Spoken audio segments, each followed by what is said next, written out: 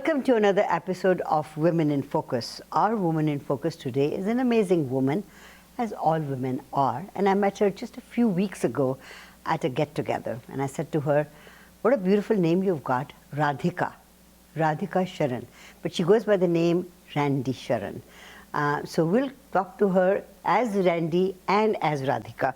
Most welcome in our program. How are you doing? I'm doing wonderful. Thank you for asking me, Sushma ji. When we met at that Fiji program, I thought to myself, I've got to interview this woman as well, because I feel all South Asian women have beautiful stories. Don't you think so? I absolutely agree with you. There's so many women in our South Asian women that are doing so much for our community, and just to be involved in every aspect of it, as you have been for many, many years. So while you only recently met me, you are our household name since I was a little girl. So, So let's go back a little bit there. As a little girl, you just related before the interview that you used to sit down early in the morning and watch the movies that we used to bring. What was it? Was the whole household up? Or mom and dad would wake you up, or you? Mom and dad would wake us up. It's basically, it was on very early in the morning and for a weekend only.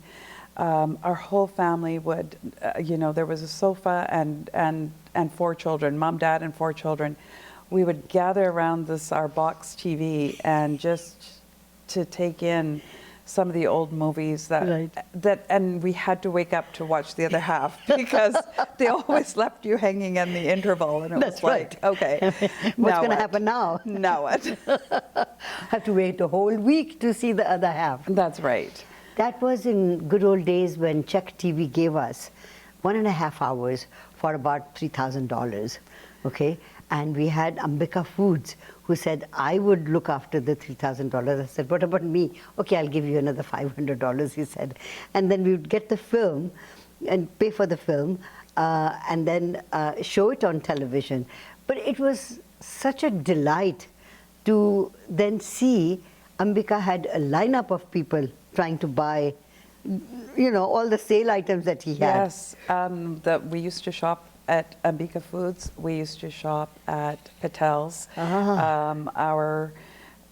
had a record collection of some of the best as they came out. So whether it be Aradhna, Katipatan, Guide, Waqt, and I grew up with that, and I grew up with that music, and I just, I love it because it's given me so much heritage. Beautiful. Culture, heritage, everything. I can't let go of that India. So even though I went to school here from grade school to, grade 7, graduated high school and went on, but it didn't take the Indian out of me. No. And I just love that. And to think that you were not born in India, you were born in Fiji. Yeah. So far away from India. Yes. So yet you're very Indian. Very Indian. I'm spiritual. I'm religious. I do it all. I celebrate Diwali and everything. Every holiday that there is. I love the Fijian way of thinking, because people who were taken to Fiji and then they came to Canada, I think all religions are respected equally. And Yes. I've noticed that in all the Fijian functions, and that goes for anybody who has left India in the early 1900s and gone to either Fiji or Africa. Yes. I come from Africa, Yeah. and same kind of, feeling for Indian culture, to grab it and hold it. Yeah. I personally, I'm married to a man with a Christian background. Right. And we have 2 children, and we let them grow up with whichever spiritual followings they Right. wanted to have. ironically, I want to say it's a fusion in our home. Beautiful. I have my prayer area, but I have the Holy Bible and Jesus and Mother Mary and Joseph. Like and I pray to them, and my husband will pray to Ganesh. So we have this like beautiful combination, and yet we're often go to the Gurdwara and love to attend the functions there, because there's that peacefulness, the same peacefulness that I find in our temples, I find in the Gurdwara, it's probably in the masjid. I mean, there's just, I go to church when the opportunity arises. So for Christmas, that's an opportunity. So we just really take in the best of mankind in every way. And if you really think about it, all of these religions, you know, follow the similar teachings, which is be good. And I believe that there is a superior power, and so how you look at him or her. In my books, only her. Only her? Okay, love it. I personally feel that a nurturer can only be a woman. And men try, and they are good. I mean, we can't do without them. But the Almighty probably is a woman who's looking after all of us. But we will leave that there.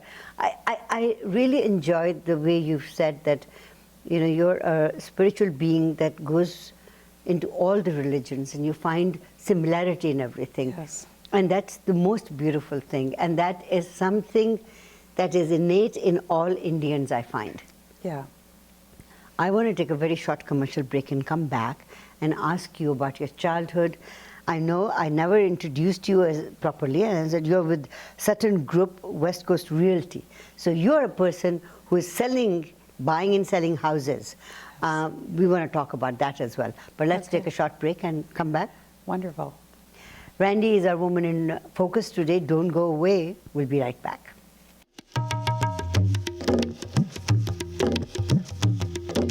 Welcome back to Women in Focus. Our woman in focus today is Randi Sharan. I love the last name, Sharan. That, I assume, is your maternal name or your mom's dad's side, right? No, it's my husband's side. Is it really? Yes. No kidding. Okay, so he comes from a background in Fiji. Sharan is, mom and dad are Maharaj. And husband is Sharan, and they come from movie theater, the Sharan brothers. They're anybody watching the show could probably relate to the Sharan brothers. They're known for having theaters throughout Fiji, and were very successful business men back in the day. So that is like at a grandfather's level, the brothers. Okay, I'm going to come to them, and I'm going to ask you how you met him. But let's go back a little bit, and I want to find out, you said, you know, mom and dad and 4 siblings. How was your upbringing here? Mom and dad too strict, or? Oh my goodness, I could talk about that one. That one I may need 5 hours for. No, yes, completely like Indian women. Parents, Indian girls growing up here in the 70s and 80s. Our life was like, well, I mean, I can speak for myself. Dad, Maharaj, Pandit background, was very strict. Mom just had to sort of follow suit, and it was just like that. There was no dating, no sleepovers, no nothing. I mean, you went to school and you came straight home, and I was a really sort of the person who wanted to be involved in like all aspects of sports, and I have a lot of energy, so I'm like what do we do now? And I remember grade 6, I got into cheerleading, and I was like, okay, great. Now we have to, oh dear, what do we have to wear for cheerleading? That was, I can't even talk about that. No. At cheerleading, you were wearing other clothes. At home, had you were leotards. We had leotards underneath, thank goodness. So a very strict household. Were you given a sense of what you should be doing in life? or was it up to you? Mom and Dad said, whatever you want to do. No, Dad said he was very, very adamant that we had to be better than anybody and everybody else, and Beautiful. this was just a rule. The country we're now in. So in 1970, Dad actually came here in 1970, and then in 1971, my mom packed the four of us, got us on a plane. We're all like, little children. Yeah. And what pecking order are you in? I'm number 2 from the top. Okay, all right. So the eldest. And basically, so Mom, 4 kids on the airplane, and we're coming to Canada, Yes. and we land from a tropical paradise Into? to about this much snow on the ground. And I'm not exaggerating. 1971 December, if you look at it, was like, and anyways, it was. And don't forget that you were little as well. So the snow must have meant...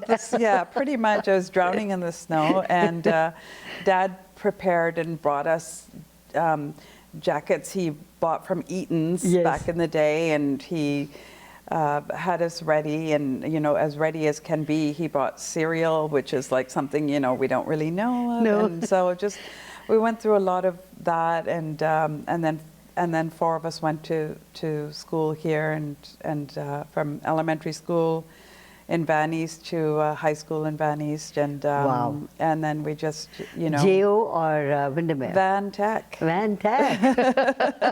Okay. Yeah, it's a lot of fun.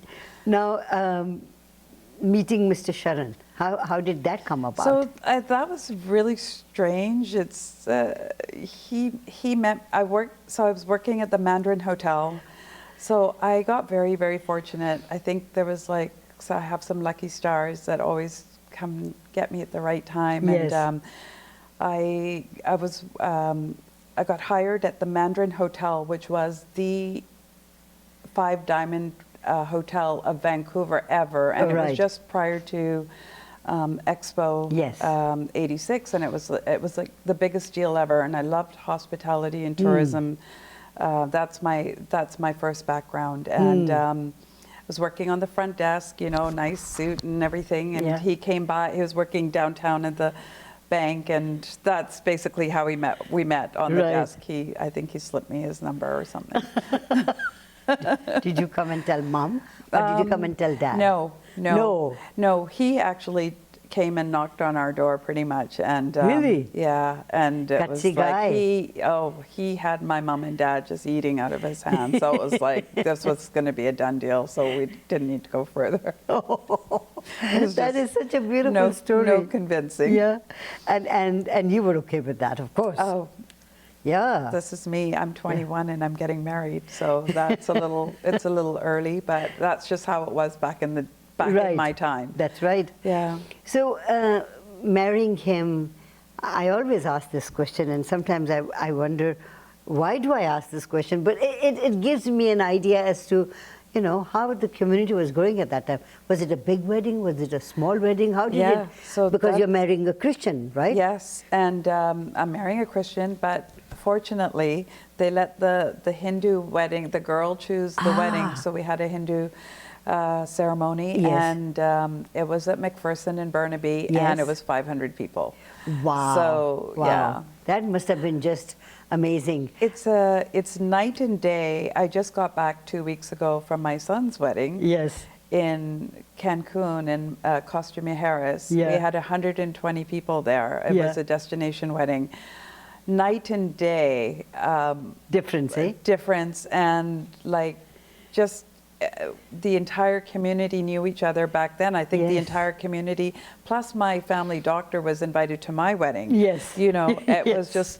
was just the thing. I mean, we were opening up, gifts, Yes. boxed gifts. Yes. I think I got 7 toasters. 9 irons and 12 toasters. 9 irons and 12 toasters. For sure, yeah. Beautiful. You could have opened your own shop. Could have. I know that you got into business after that, but I want to talk about that right after this short break. Business, you were working in a hotel as a front desk receptionist, as a person Yes. meeting people. I guess that's where the bug to have your own business must have come up. So got pregnant and went into the reservations and sales department. And then when the hotels saw what I could do, they realized my ability for selling. And then that's maybe when I realized they had incentives for, like, if you could sell somebody coming into a room, into a suite, or into a penthouse and what have you, and I was doing that constantly. Wow. And so that's when I realized that there's some potential in this, in my abilities for sales, and I love it because it gives me such a high. And your own business as well. I'll take a short break and come back, let's just talk about that. Randi is our Woman in Focus today. Don't go away. We're going to be right back with the most juiciest part right now.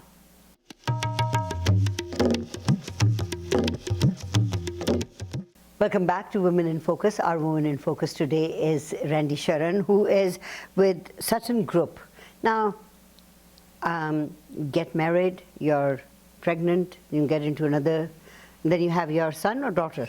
I have my daughter first. Yes. And then I continued working and had my son. And then that's when I realized that I'm going to work 7 a.m. or 3 p.m. and getting home at 11, and I'm missing out on my children's life. And my husband already had a very good job in the banking industry. So at that point, I decided that I needed to give this up and utilize my other ability, which is selling. And so that's where I immediately got to UBC and started taking what I needed to do to get to pass an exam and become a realtor, and I did, and I am ecstatic. And that's What year was that when you became a realtor? So 1995.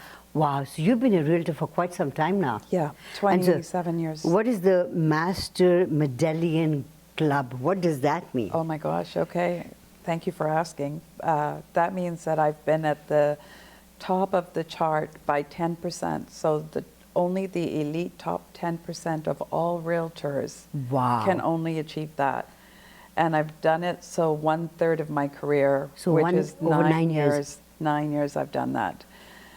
Yeah, that's beautiful. It's really, I mean, it's a lot of work, it's hard work, and you just pretty much work around the clock. But I was able to, when my children were younger, I was able to take them to, the pumpkin patch, do the parents' tea, do all the field trips that we could do.